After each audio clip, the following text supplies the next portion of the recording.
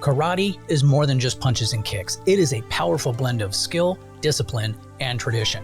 From its ancient origins to modern dojos, discover how this martial art builds strength, focus, and maybe even unstoppable roundhouse kicks.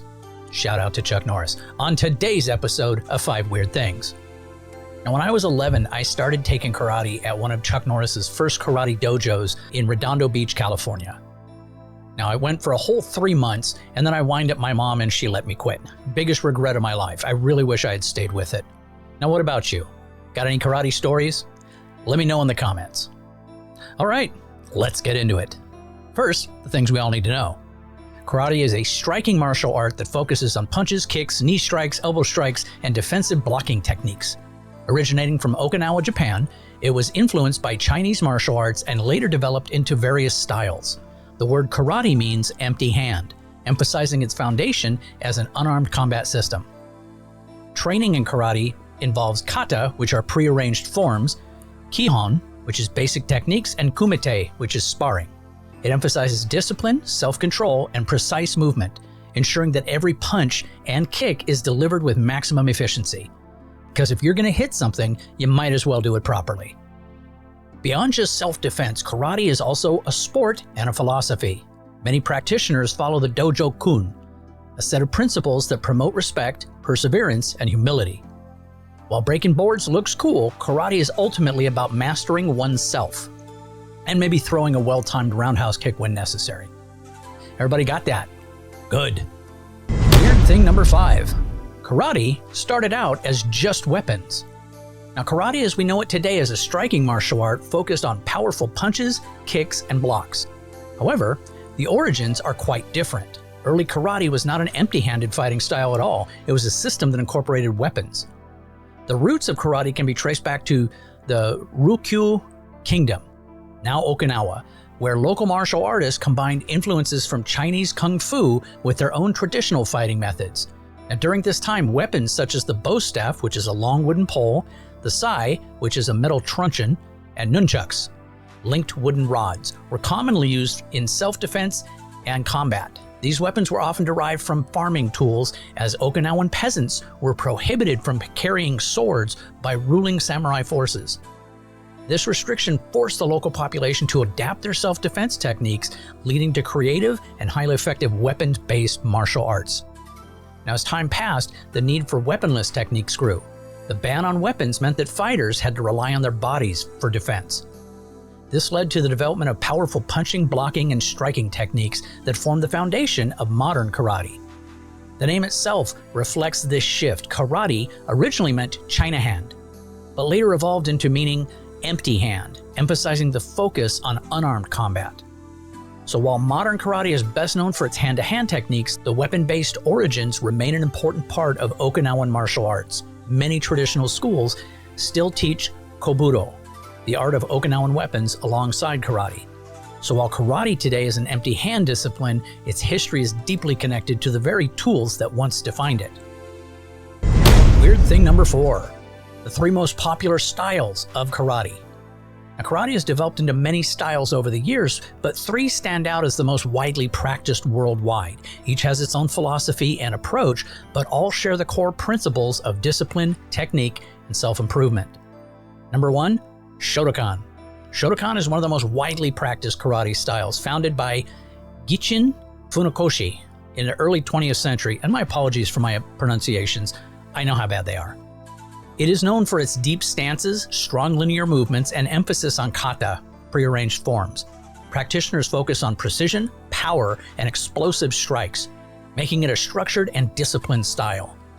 Shodokan is often taught in schools and universities, making it the most recognizable form of karate worldwide. If you like straight lines, deep stances, and looking intimidating while standing still, this is the style for you. Goju-ryu. Unlike Shodokan's hard linear approach, Goju-ryu combines soft flowing movements with powerful close-range strikes. Founded by Chojun Miyagi, it places a strong emphasis on breathing techniques, circular blocks, and conditioning. The name Goju translates to hard-soft, reflecting its balance between rigid, forceful strikes and smooth, evasive techniques. Many of its elements come from Chinese martial arts, giving it a more fluid and adaptable fighting style. If you prefer a mix of power and flexibility, Goju-Ryu offers both. Number 3. Kyokushin. Kyokushin karate, founded by Mas Oyama, is the go-to style for full-contact combat. It focuses on toughness, endurance, and knockout-level strikes. Training includes intense sparring, conditioning drills, and breaking boards, and sometimes bricks if you're feeling ambitious. Unlike other styles that emphasize controlled sparring, Kyokushin practitioners fight with minimal protection, proving their strength the hard way. If you believe pain builds character, Kyokushin will not disappoint. Now, each of these styles has something unique to offer, whether it's discipline, balance, or sheer toughness. Weird thing number 3, the iron body technique. The iron body technique in karate is a method of conditioning the body to withstand strikes, making a practitioner more resilient in combat. It's not magic or some superpower, it's the result of intense, repetitive training that hardens muscles, bones, and even nerves over time. This practice is often associated with Kyokushin karate and other full-contact styles, where fighters train their bodies to take hits without flinching. One of the most common ways to develop an iron body is through impact conditioning, which involves repeated striking or being struck in key areas. This can include punching hard surfaces, kicking heavy bags, or even having a partner hit your stomach, shins, or forearms to gradually increase resistance. This may sound like an unusual way to spend your free time. The idea is to build up bone density and pain tolerance, making a fighter less likely to be injured in a real confrontation. Another critical aspect of the iron body technique is controlled breathing and muscle tension. Some karate styles incorporate breathing exercises, such as those found in Goju-Ryu, to help practitioners brace for impact. By tensing muscles at the right moment and exhaling properly, fighters can absorb blows more effectively without taking unnecessary damage. However, while this training makes fighters tougher, it's not something to jump into recklessly. Without proper supervision, overdoing iron body conditioning can lead to injuries, nerve damage, or arthritis, because there's a fine line between battle-ready and just wrecking your joints for fun. Ultimately, the iron body technique is about conditioning both mind and body.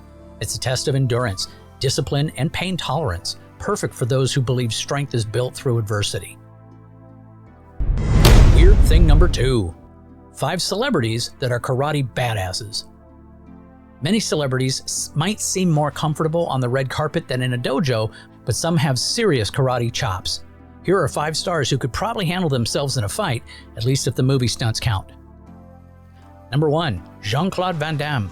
Known for his incredible flexibility and high-flying kicks, Jean-Claude Van Damme isn't just acting when he throws punches on screen. He holds a black belt in Shotokan karate and was a competitive fighter before becoming an action star. His martial arts background helped him land roles in films like Bloodsport and Kickboxer, proving that knowing how to fight actually makes the movie fights look way cooler. Plus, I love Bloodsport.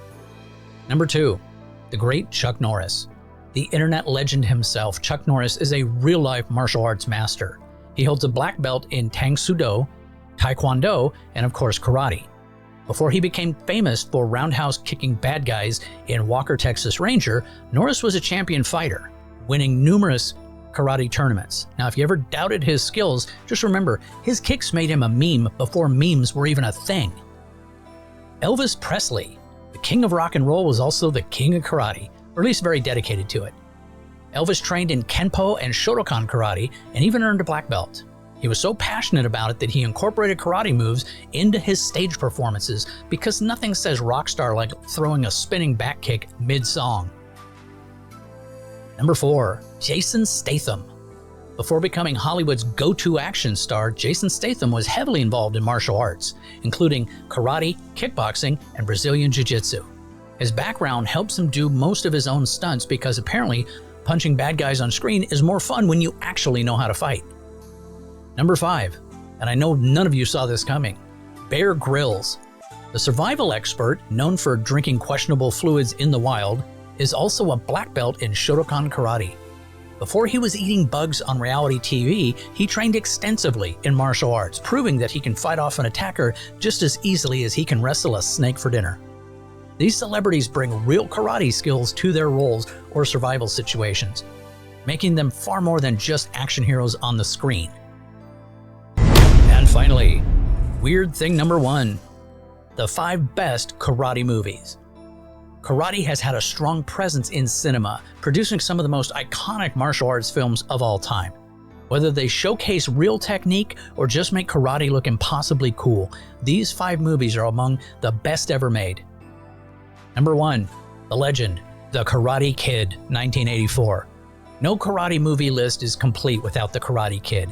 It introduced audiences to Mr. Miyagi, crane kicks, and the idea that waxing a car could somehow make you a martial arts expert.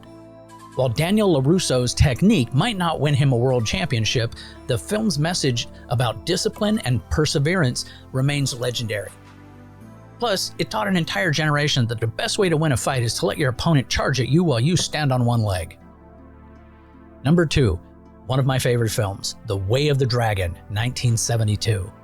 This movie is best known for its legendary showdown between Bruce Lee and Chuck Norris in Rome's Colosseum. Lee's amazing speed and adaptability clashes with Chuck Norris's raw power and karate skills, creating one of the greatest martial arts fights ever filmed. It's a battle of skill, strategy, and let's be honest, some glorious chest hair. Bloodsport, another one of my favorite martial arts films. Jean-Claude Van Damme's breakout film is a masterpiece of dramatic slow-motion punches, over-the-top tournament fights, and questionable historical accuracy. Based on the supposedly real-life story of Frank Dukes, Bloodsport turned Van Damme into a martial arts icon and made every 80s kids want to do the splits. Number 4, The Karate Kid, 2010. Yes, the remake deserves a spot. Jackie Chan's version of Mr. Miyagi, or rather Mr. Han, brings more realistic martial arts to the table, and Jaden Smith has training sequences that are pretty impressive. I've never been impressed with that kid as an actor at all, but he pulled it off in this film and it was good. Now plus, they use actual kung fu in this movie, even if the movie is called The Karate Kid, but it's still part of that franchise. And finally, The Street Fighter, 1974. One of the old gritty martial arts films I've seen, and I saw a lot of those no-name cheap kung fu movies back in the day. This movie was with Sonny Chiba. It is gritty, it's a brutal take on karate, it is a must-watch. Unlike many choreographed Hollywood fights, The Street Fighter is raw, violent, and unapologetically intense. It was even banned in some places for excessive violence, which only made it more legendary. Now, these films define karate in cinema, whether through inspirational training montages, tournament battles, or just really well-executed kicks. Well, that's it for today's episode. I hope it took you down a stroll down memory lane for some of the movies, some of the stars, or gave you a little information you didn't know about a martial art that you have always been fascinated with. Either way, hope you liked it. Do me a favor, watch some more of my movies. I would really appreciate it. Just click the ones up above, because the algorithm really likes that. And let's face it, I'm here to get the algorithm happy. Thank you so much. Have yourself a great day.